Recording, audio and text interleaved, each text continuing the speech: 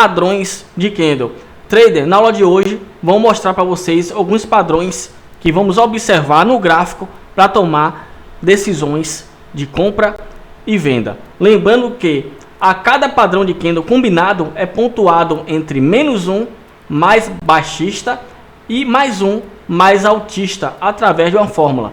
Então, o fator de volume e o fator de tamanho de um candle são aplicados para compor a força do candle combinado. Aqui vocês podem observar martelo invertido, peão de alta, altista normal, libélula, doji, martelo e o marubozu de alta que chega com a força de +1.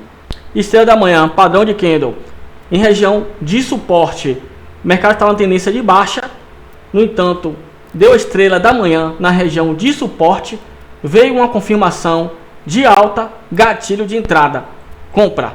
Então é necessário que a estrela da manhã tenha uma confirmação na região de linha soberana, suporte ou região de briga. Estrela da tarde, aqui nesse exemplo você pode observar que tem uma resistência nessa região, o mercado está na tendência de alta, apareceu a estrela da tarde, confirmação, aqui nessa região você pode ter um gatilho de entrada para fazer venda. Martelo invertido, coloquei o exemplo, o mercado estava na tendência de baixa, no entanto, chegou na região de uma linha soberana ou suporte, e é necessário que você entenda que o gatilho de entrada é na confirmação, ou seja, deu martelo nessa região de suporte, confirmação, gatilho de entrada de compra. Lembrando que esses padrões acontecem a todo momento no gráfico, mas é necessário que faça o gatilho de entrada com confirmação. Além de ter essa confirmação de suporte,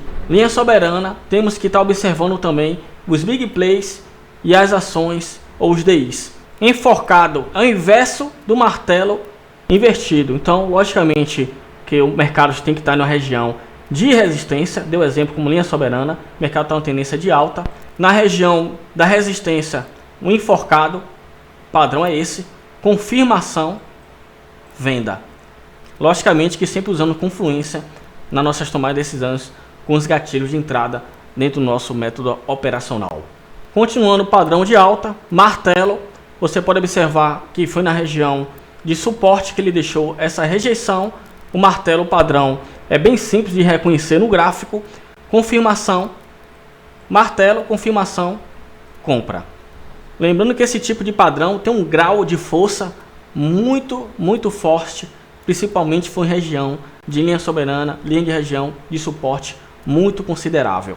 Ao inverso do martelo, a estrela cadente, você pode observar que sempre tem que ter uma região de resistência, confirmação, venda.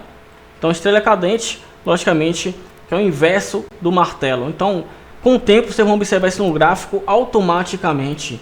Ok, galera? Então, esses padrões não é algo insignificante, justamente para vocês usar como confluência na tomada de decisão e vocês vão entrar tranquilamente na operação sem medo, sempre trabalhando com stop curto e alvos longos. Essa confirmação aqui é de suma importância você esperar para você aplicar o método operacional que vocês vão aprender nos próximos módulos e colocar o stop em região de briga para que você não venha tomar stop rapidamente e o mercado venha andar a seu favor. O marubozu, tanto de alta quanto de baixa. Eu coloquei no exemplo aqui ao lado o marubozu de alta.